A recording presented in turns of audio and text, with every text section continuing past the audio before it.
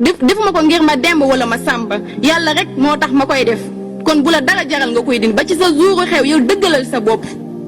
maanaam li fi nekk nit yi naan la sa yëfu meer yi bis bii nga am loolu ñun ñoo ko fi war a jële ñun xijaabiste yi suñu jouru xew ku la bëgg a imposer loo xam ne méngoowul ak sa muuraay lànkal ba tëdd sa naaj nekku duma ko def ndax lii dama ko doon def ay at kon duma bàyyi ba benn bés bii ma koy yàq kon nañu bàyyi xel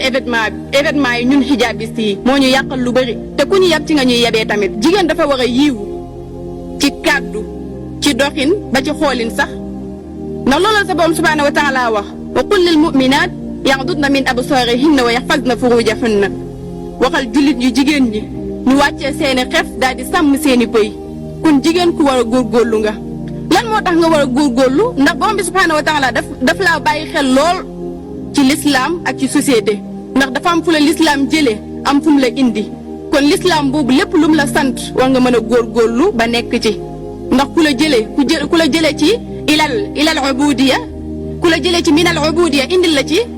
la ci minal umumiya kooku da nga koo war a delloo njukkal maanaam minal ubudiya l'islam daf ñoo jëlee ci njaam ñun ay jaam lañu woon avant l'islam di ñëw waaye mu ñëw def ñu lan yaay ilal umumiya ñëw def ñu yaay kon loolu nañ ci bàyyi xel l'islam suñu toppul ay ndigalam waruñoo def lenn loo xamante ne daf ñu génnee ci l'islam